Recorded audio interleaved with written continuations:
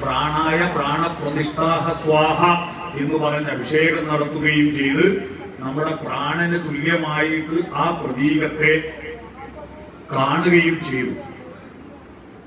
അങ്ങനെ കണ്ടതുകൊണ്ട് മാത്രം നമ്മുടെ ദൗത്യം പൂർത്തീകരിക്കപ്പെടുന്നില്ല. യഥാർത്ഥത്തിൽ പ്രതിഷ്ഠ നടത്തേണ്ടത് ഹൃദയങ്ങളിലാണ്. ദൈവം ആദ്യം പ്രത്യക്ഷപ്പെട്ടത് കല്ലിലോ മരത്തിലോ പുഴയിലോ കാട്ടിലോ അല്ല, ഹൃദയത്തിലാണ്. ആ ഹൃദയവും മനസ്സും എന്നൊക്കെ പറഞ്ഞാൽ ഏതാണ്ട് ഒന്ന് തന്നെയാണോ. നമ്മളതിനെ സാങ്കേതികമായിട്ട് പറയാന്നല്ലാതെ ഹൃദയം ഇവിടെയും ബുദ്ധി ഇവിടെയും ഇതെല്ലാം ചേർന്നാണ് ഹൃദയം എന്ന് പറയും. വികാരം കൂടുമ്പോൾ ഹൃദയം എന്ന് പറയും, ചിന്തകൾ കൂടുമ്പോൾ ബുദ്ധി എന്ന് പറയും, സ്നേഹം കൂടുമ്പോൾ മനസ്സെന്ന് പറയും. അവിടെ വിശാലമാകുമ്പോഴാണ് പ്രതിഷ്ഠ വലുതാകുന്നത്.